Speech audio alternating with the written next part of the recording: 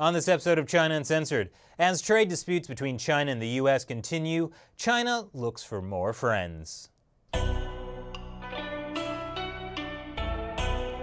Welcome back to China Uncensored. I'm Chris Chappell.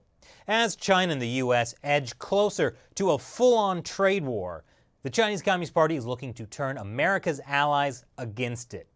And at the top of that list is the European Union. The EU and the US are China's biggest trading partners. Many Western countries, like France and Germany, have complained about the Chinese Communist Party's unfair trade practices.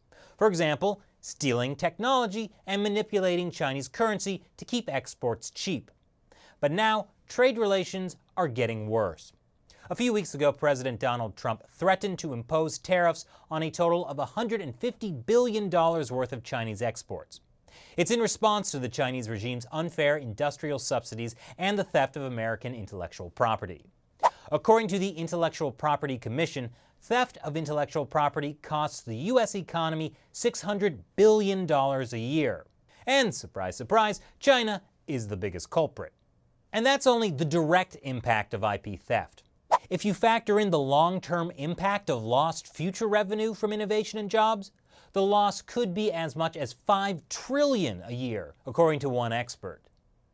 Of course, the Chinese Communist Party doesn't think they're doing anything wrong by stealing intellectual property.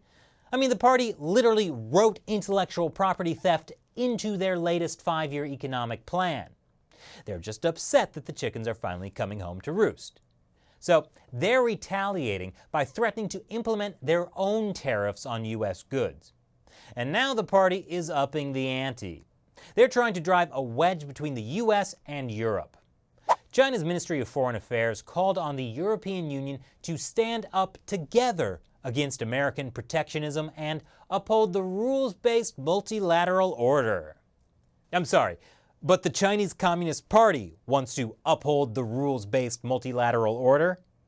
That's coming from the same regime that's been accused of violating World Trade Organization rules 41 times in the past 17 years, and that for years forced foreign companies to share their technology and profits with local Chinese partners as a condition of doing business, and that buys up key assets like seaports in smaller nations and then uses economic leverage to interfere with that country's politics?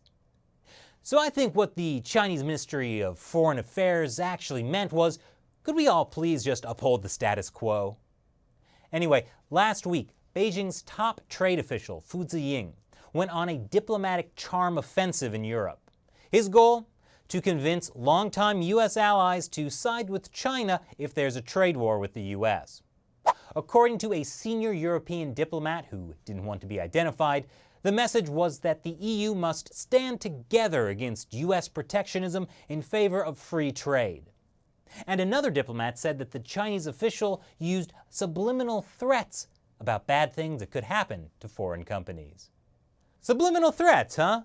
Like how you might want to break down your trade barriers before Joey over here breaks them for you. He's going to increase the size of your trade deficit, if you know what I'm saying. No wonder those European diplomats wanted to remain anonymous. See, this potential trade war with the U.S. is putting the Chinese Communist Party in a tough spot. To survive a trade war with the U.S., they have to make sure Europe keeps its markets open.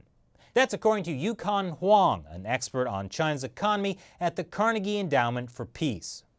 But all the attention the Chinese Communist Party is lavishing on the EU means that although they talk tough, Trump's tariff offensive is setting them on edge. China's move smacks of desperation because China knows that the EU is not going to confront its biggest ally, which is the United States.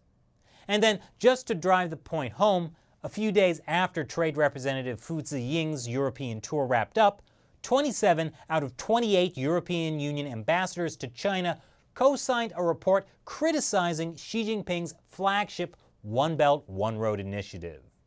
One Belt, One Road is the trillion-dollar infrastructure plan that builds trade corridors linking China with the rest of the world, including Europe. But many denounce the scheme as a way for China to gain the upper hand in trade and to meddle in other countries. And EU leaders seem to agree. The European ambassadors say One Belt, One Road is designed to restrict free trade and favor Chinese companies. One German newspaper got hold of the EU ambassador's signed report. It supposedly says One Belt, One Road runs counter to the EU agenda for liberalizing trade and pushes the balance of power in favor of subsidized Chinese companies.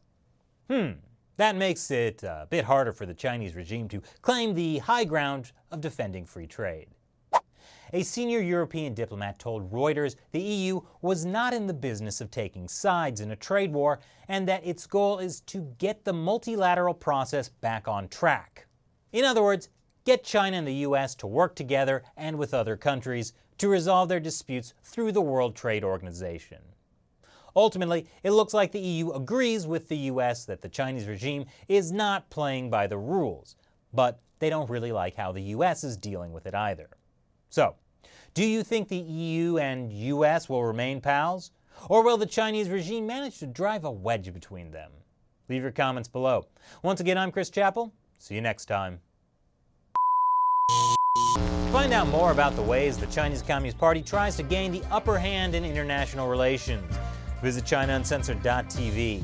We upload full half-hour episodes you won't see on YouTube. That's ChinaUncensored.tv.